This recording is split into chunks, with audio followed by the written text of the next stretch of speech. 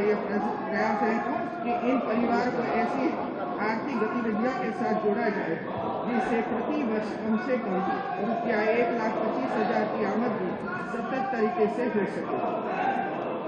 भारत सरकार में प्रस्तुत बजट वर्ष 2025-26 में विकसित भारत की परिकल्पना भी जीरो पॉवर्टी को पहले स्थान पर रखा है।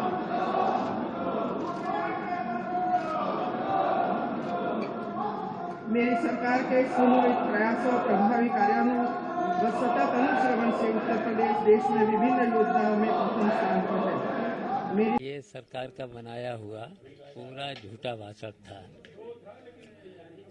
तो राज्यपाल महोदय ने इस झूठे भाषण को पूरा पढ़ा ही नहीं और जो समाजवादी पार्टी के सभी विधायकों की मांग थी जो झूठा भाषण न पढ़ा जाए, तो उन्होंने जो समाजवादी पार्टी के विधायकों की बात को माना कि झूठा भाषण है, तो इसलिए नहीं पढ़ा और वो फिर बीच में चली गई। माननीय राज्यपाल का भाषण था, समाजवादी पार्टी ने उनके भाषण में जो पढ़ा जा रहा था उसको विरोध किया, क्योंकि उसमें झूठे आंकड़े दिए गए थे और मांग हो रही थी कि जो कुंभ में भगदड़ में जो मौतें हुई हैं उसका सही आंकड़ा भी इसमें आना चाहिए भाषण में, लेकिन ये भाषण में आया नहीं था और सारी बातें थी जिस पर भाषण में कोई कुछ कहा नहीं गया था, इसलिए समाजवादी पार्टी उसको विरोध कर। वैसे भी राज्यपाल साहब आधे भी भाषण छोड़ के चली गई। हमको लगता है उनसे गलत बयानी कराना चाहते थे, वो दुखी थी कुंभ की घटनाओं से, इसलिए उन्होंने पूरा इनका भाषण पढ़ा ही नहीं।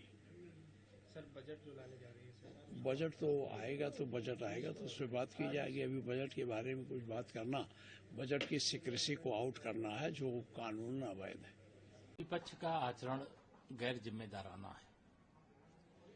महामहिम राज्यपाल महोदय के माध्यम से अभिभाषण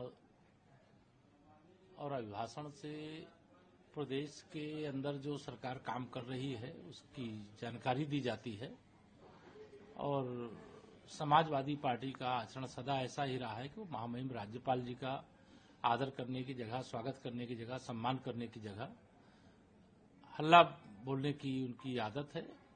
इसकी सजा जनता उनको देगी, लेकिन समाजवादी पार्टी ने यह दिखा दिया कि वो एक जिम्मेदार राजनीतिक दल कम और अराजकता फैलाने वाला दल ज्यादा है।